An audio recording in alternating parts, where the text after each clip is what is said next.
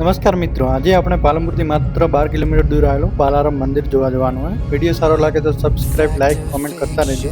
જો તમારે બાલારામ જવું હોય તો પાલનપુરથી બસ અથવા તો ગાડી ભાડે કરીને તમે જઈ શકશો. અને જેવા તમે બાલારામ પહોંચો એવા જ બહારની બાજુ તમને નાસ્તા માટેની બધી દુકાનો અને નાસ્તા માટેની લારીઓ ને બધું જોવા મળશે તમને અંદર.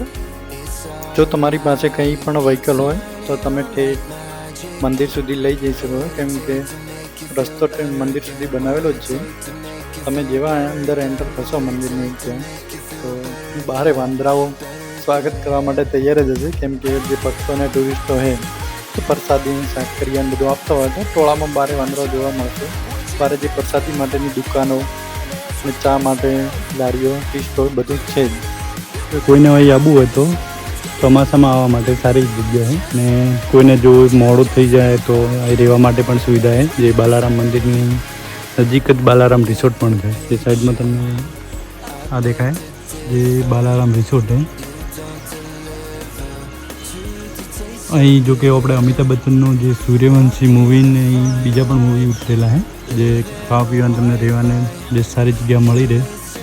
જોકે મંદિરની આપણે આજુબાજુ જોઈએ તો પહાડોનો નજારો બધું કુદરતથી સૌંદર્ય જોવા મળતું હોય.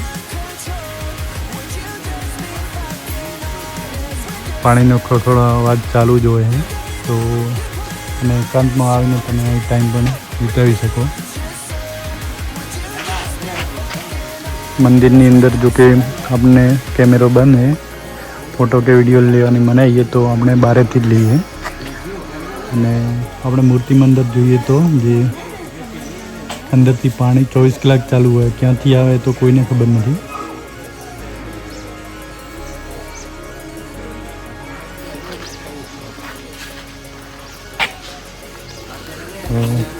ખાસ કરીને કોઈને આવવું હોય તો તમે એક આપણે પાલનપુરથી નજીક જ પડે 12 કિલોમીટર, તો એક સામે ટૂર તમે કરી શકો.